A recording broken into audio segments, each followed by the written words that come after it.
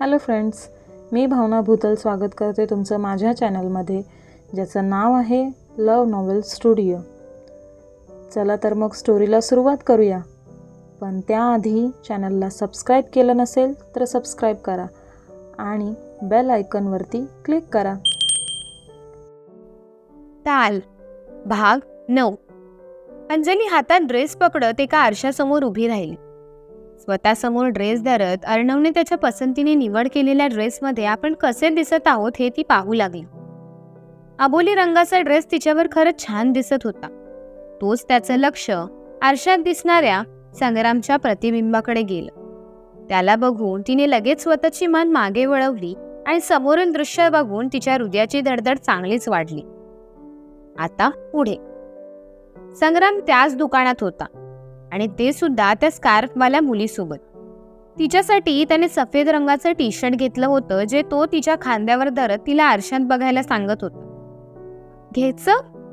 हे वालं तुला छान दिसतंय, संग्रामने विचारलं. जास्त महाग घेऊन मला कर्जबाजारी नका करू हो. स्कार्फमधून हळूच आवाजात ती पुटपुटली. हे सगळं आमच्याकडून फ्री गिफ्ट आहे ग तुला.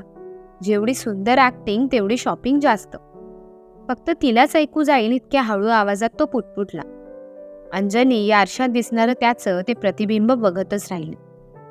आपल्या सागी कोणासोबत बोलतोय आणि तो कोणासोबत आहे हे बघायला म्हणून तिने मान मागे वळवली, पण जिथे ती दोघं उभी होती तिथे ती दोघं तिला दिसलीच नाही. हा वाला बघ, रंग खूप छान आहे. आपल्या प्री वेडिंग शूटसाठी हा परफेक्ट असेल. मी ड्रेसला कॉम्बिनेशन म्हणून याच रंगाचं एखादं टी शर्ट घेतो. संग्राम जाणून बुजून थोडं मोठ्यानेच म्हणाला. संग्रामचं असं बोलणं ऐकून हातात अर्णवने चॉईस केलेला ड्रेस अंजलीने बाजूलाच असलेल्या पुतळ्याच्या हातावर अडकवला आणि ती त्याच्या आवाजाच्या दिशेने वाहत गेली. तुम्हाला टी शर्ट पेक्षा शर्ट भारी दिसतात. तुम्ही ना शर्ट घ्या याला माझी. पण सगळी शॉपिंग एकाच दुकानात नको ना. संग्रामच्या हातात हात गुंतवतच ती मुलगी म्हणाली. त्या मुलीला संग्रामच्या इतक्या जवळ बघून अंजलीच्या चेहऱ्याचा रंगच बदलला होता. आवंडा गिळत कोरड्या घशाला तिने शांत केलं. हे 2 ड्रेस पॅक करा. संग्रामने स्कार्फवाल्या मुलीच्या खांद्यावर हात ठेवतच दुकानदारावर हुकूम सोडला. तुला अजून काही आवडतंय का बघ, संग्राम म्हणाला. ड्रेस घेऊ एखादा, तिने उत्साहितपणे विचारलं. विचारतेस कशाला, घेऊन टाक, संग्राम म्हणाला. स्कार्फवाली प्रत्येक पुतळ्यावरून नजर टाकत होती. आपल्याला काही आवडतंय का हे ती पाहू लागली. तिची नजर त्याच ड्रेसवर जाऊन पडली जो अर्णवने अंजलीसाठी निवडलेला. अंजलीला बाजूला करून तिने तो ड्रेस हातात घेतला. सागी, अंजलीने नाही तर स्कार्फवालीने संग्रामला आवाज दिला. अंजलीचे डोळे मोठेच झाले, कारण संग्रामला सागी बोलण्याचा अधिकार फक्त आणि फक्त आपल्यालाच आहे असा गैरसमज तिचा होता, जो स्कार्फवालीने दूर केला. एकदम बकवास आहे, अजिबात घेऊ नकोस. आम्हाला असले भडक रंग अजिबात नाही आवडत, संग्राम मोठ्यानेच ओरडला. संपूर्ण दुकानात त्याचा आवाज घुमला. मला सुद्धा आवडला नाही, पण असल्या भंगार ड्रेसची किंमत 10,000. आमच्या कोल्हापुरात तर 500ला येईल. हे दुकानवाले भरपूर लुटतात, स्कार्फवाली सुद्धा मोठ्यानेच म्हणाले. नशीब ही मराठी बोलतीये, नाहीतर दुकानातून बाहेर पडायला वेळ नसता लागला, संग्राम स्वतःशीच पुटपुटला. सागी ऐका ना, स्कार्फवालीने पुन्हा संग्रामला आवाज दिला. बोला, संग्राम मोबाईलमध्ये काहीतरी करतच उत्तरला. इथे या ना, एवढ्या लांबून कसं बोलू, स्कार्फवाली म्हणाली. आलो, म्हणत मोबाईलमध्ये काहीतरी टाईप करत संग्राम तिच्या जवळ जाऊ लागला. समोरच उभ्या असलेल्या अंजलीच्या अगदी बाजूने तो गेला, पण आपण तिला बघितलं नाही असे भाव त्याचे होते. सागी, न राहून अंजलीनेच त्याला आवाज दिला. तसंच स्कार्फवालीच्या दिशेने जाणारे संग्रामचे पाय जागीच थांबले. कोण आहे ती मुलगी, संग्रामच्या समोर उभं राहतच तिने त्याला विचारलं. संग्राम फक्त तिच्या चेहऱ्यावरचे भाव बघत होता. अगदी तेच भाव होते जे अर्णव सोबत अंजलीला बघता त्याच्या चेहऱ्यावर यायचे. मी तुला काहीतरी विचारते, से समथिंग, अंजली म्हणाली. संग्राम स्वतःच्या पद्धतीने तिला काही उत्तर देणार तोच स्कार्फवाली संग्राम आणि अंजलीच्या समोर येऊन उभे राहिली. मला इथे काहीच आवडत नाही. आपण दुसऱ्या दुकानात जाऊयात, म्हणत तिने अंजलीच्या पुढ्यातून ओढतच संग्रामला नेलं. अंजली त्या दोघांना अडवणार तोच अंजू, पाठीमागून अर्णवचा आवाज तिला आला. ड्रेस घेऊयात ना हा? पुतळ्यावर ठेवलेला ड्रेस अंजली समोर धरत अर्णवने विचारलं. मला नाही आवडलाय हा ड्रेस. एवढे भडक कलर मी नाही घालत. आपण दुसऱ्या दुकानात जाऊयात, म्हणत अंजली अर्णवला ओढतच त्या दुकानातून बाहेर घेऊन जाऊ लागली. मी लाईट रंगाचा ड्रेस काढून ठेवलाय, तो तरी बघ, अर्णव म्हणाला. पण अंजली त्याचं काहीही ऐकून घेत नव्हती. संग्रामचा अंदाज घेत ती अर्णवला प्रत्येक दुकानं फिरवत होती. प्रत्येक दुकानात तिचं डोकावणं सुरू होतं. एका दागिन्यांच्या दुकानात पाठमोरा उभा असलेला संग्राम तिला दिसला. अंजली अर्णवला घेऊन त्या दुकानात शिरली. हा इथे काय करतोय? अर्णवचं लक्ष संग्रामवर गेलं. अंजली मात्र त्याच्या पुढ्यात उभ्या असलेल्या त्या स्कार्फवालीकडेच बघत होती. ती मुलगी कोण असेल याचा अंदाज लावण्याचा प्रयत्न तिचा सुरू होता. सुंदर असा नेकलेस संग्राम तिच्या गळ्याजवळ धरून होता. आवडला? संग्रामने आरशात दिसणाऱ्या स्कार्फवालीच्या प्रतिबिंबाला विचारलं. तिने केलेले डोळे बघता त्या नेकलेसची किंमत बघून तिला धक्का बसला होता याची जाणीव संग्रामला झाली. हा नको, एवढा खास नाही, आपण बांगड्या घेऊयात, तिने विचारलं. तुला आम्ही बोललो ना, तुला पाहिजे ते तू घे. आम्हाला फक्त आणि फक्त तुला खुश बघायचंय. आमच्यासोबत शॉपिंग करताना हे घेऊ का ते घेऊ का विचारत नको बसूस. जे आवडतंय ते बिंदास्त घे, संग्राम म्हणाला. हेच डायलॉग काही वर्षांपूर्वी संग्रामने अंजलीला बोलून दाखवले होते. ते सुद्धा तिच्या केसांची बट कानामागे सारत. शॉपिंग करताना संग्रामसोबत खूप मजा यायची तिला. इतर बॉयफ्रेंडप्रमाणे तो अजिबात नव्हता जो गर्लफ्रेंडची शॉपिंग बघून थकून जात असे. एक वेळ अंजली शॉपिंग करून दमून जायची, पण संग्राम तिच्यासाठी शॉपिंग करताना अजिबात थकायचा नाही. हा मुद्दामूळ इथे आला असणार. याला आपल्या प्रत्येक गोष्टी कळतातच कशा. आपण जिथे जाऊ तिथे आपल्या आधी हा हजर असतो. आणि आता ही नवीन मुलगी कोण आहे? भाड्याने विकत घेतली असणार त्याने तिला, म्हणून ती मुलगी तोंड लपवून फिरते, अर्णव रागातच म्हणाला. अंजली शांत बसून राहिली. ह्याला आज मी बघतोच, म्हणत अर्णव रागातच संग्रामजवळ जाऊ लागला. अंजलीने त्याला अडवायचा प्रयत्न केला, पण अर्णवच्या रागाने जणू वेशीच ओलांडली होती. भाड्याची गर्लफ्रेंड मिळाली वाटतं तुला? अर्णवने संग्रामची कॉलर धरत रागातच त्याला विचारलं. संग्राम त्याला काही बोलायला जाणार तोच, ए, हिम्मत कशी झाली तुझी त्यांची कॉलर पकडण्याची? कॉलर सोड त्यांची. रागातच ती स्कार्फवाली अर्णववर ओरडली.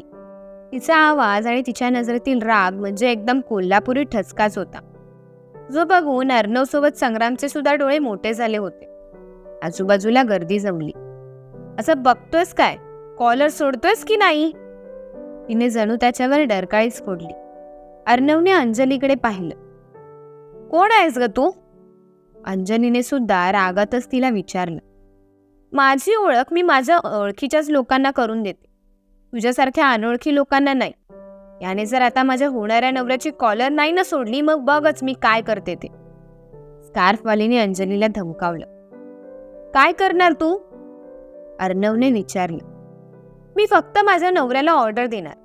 त्यांनी एक फाईट मारली ना तर तुझं शरीर पूर्वेकडे, तोंड पश्चिमेकडे, दात उत्तरेकडे आणि नजर दक्षिणेकडे असेल.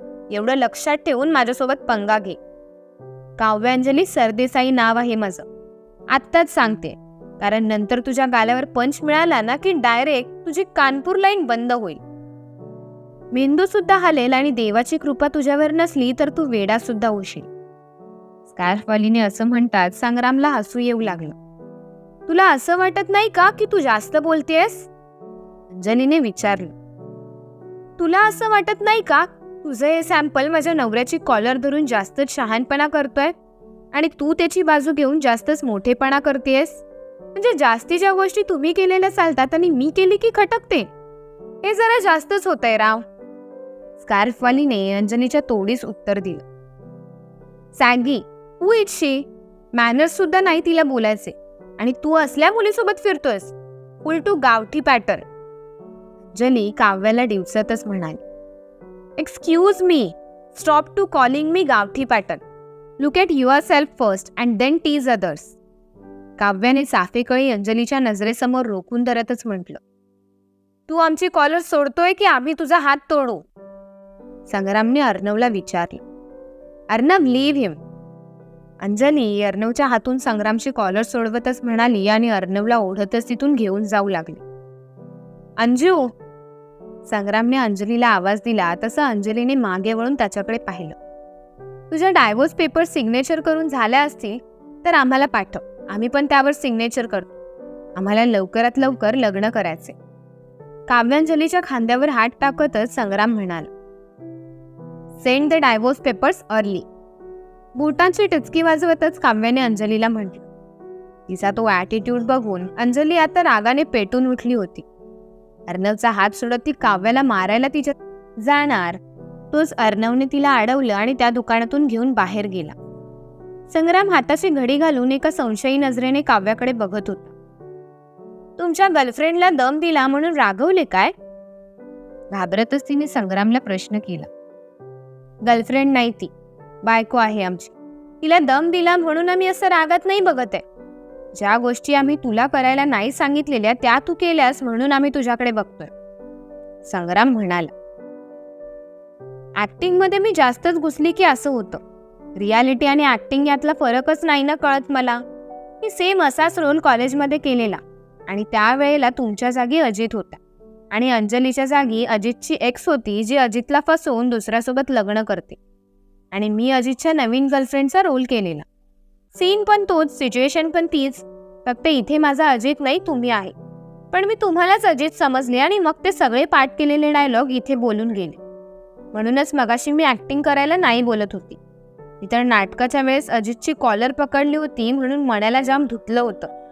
मण्या माझा मित्र होता ना, त्याला धुतलं म्हणून नाटकच बंद पडलं.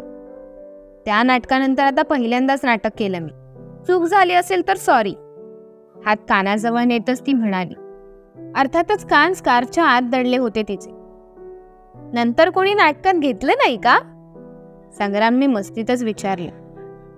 नाटक अजिबात करायचं नाही असं अजित बोलला ना, काव्या म्हणाली. आणि तू ऐकलं? संग्रामने विचारलं. नाटकात लय राडा व्हायचा ना राव. एकतर माझी तरी भांडणं व्हायची नाहीतर अजितची तरी. ती उत्तरली. तुझे भांडणं का व्हायची ते आज प्रत्यक्ष अनुभवलं आम्ही. पण अजित पण तुझ्यासारखाच आहे का? संग्रामने विचारले. मला कोणी त्रास दिला की त्याला नाही ना आवडायचं, मग तो पण फायटिंग करायचा माझ्यासाठी. हे सगळं जाऊ देत ना आता. मला सोडा ना माझ्या अजित जवळ. मी तुमच्यासाठी त्या दोघांसोबत भांडली ना, मला खूप आठवण येते त्याची. 6 महिने झाले मी त्याला सुद्धा बघितलं नाहीये. माझा अजित 1 मिनिट सुद्धा माझ्याशिवाय नाही राहायचा. मला मुंबईत जायसाठी तरी पैसे द्या, माझं मी शोधेल त्याला. ती डोळ्यातून पाणी काढतच म्हणाली. आमची माणसं त्याला मुंबईत शोधतायत. तो मिळाला तर आम्ही स्वतः तुला त्याच्याजवळ नेऊन सोडू आणि नाही मिळाला तर. संग्राम बोलता बोलता मध्येच थांबला. तर तिने घाबरतच विचारलं. तर मग तुझ्या गावचा ॲड्रेस दे, आम्ही तुला तुझ्या घरी नेऊन सोडू. संग्राम म्हणाला. तिने नाही म्हणून मान डोलवली. मी गेली तर अजितकडेच जाईल, घरी परत नाही जाणार मी. ती घाबरत म्हणाली. अजितचा कोणी मित्र आहे का? संग्रामने विचारलं. त्याचे खूप मित्र आहेत पण माझ्यासोबत कोणीच बोलत नाही. कोणी माझा फोन सुद्धा उचलत नाही. दादाने धमकावलंय त्यांना. मला तर वाटतंय अजितच्या आई पप्पांना पण दादाने गावाबाहेर केलं असणार. मला न सांगता त्याचे आई बाबा गाव सोडून जाणं शक्यच नाही. मी अजित शिवाय अजून नाही राहू शकत. प्लीज काहीतरी करा ना. ती रडतच म्हणाली. ए बाई, तू सकाळ सकाळी रडत नको हा बसूस. आम्ही गुगल दिसतोय का तुला? जे सर्च बॉक्समध्ये अजित पाटील टाकलं, एंटर केलं आणि अजित पाटील तुझ्यासमोर हजर. एकतर नाव आणि फोटो या व्यतिरिक्त तुला काहीच माहिती नाही त्याच्याबद्दल. कसं शोधणार आम्ही? संग्रामने रागातच विचारले. L&T मध्ये कामाला लागलेला, नंतर जॉब चेंज करणार बोलला. जॉब चेंज केला की नाही याबद्दल काहीच आयडिया नाही मला. तो भेटला ना मला, मी खूप मारणार आहे त्याला. धुणारच आहे चांगलं. असं अर्धवट कोण कसं सांगतं? काव्या अगदी हातवारे करतच म्हणाली.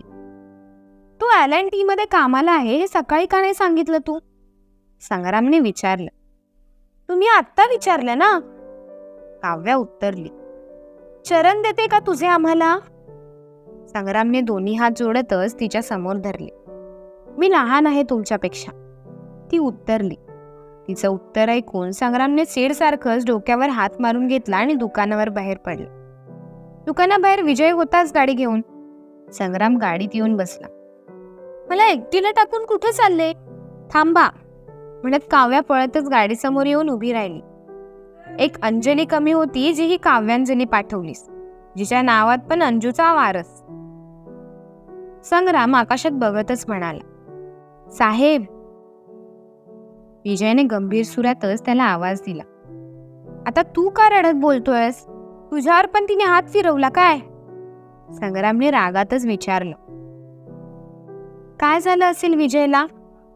कळेलच पुढील भागात. धन्यवाद.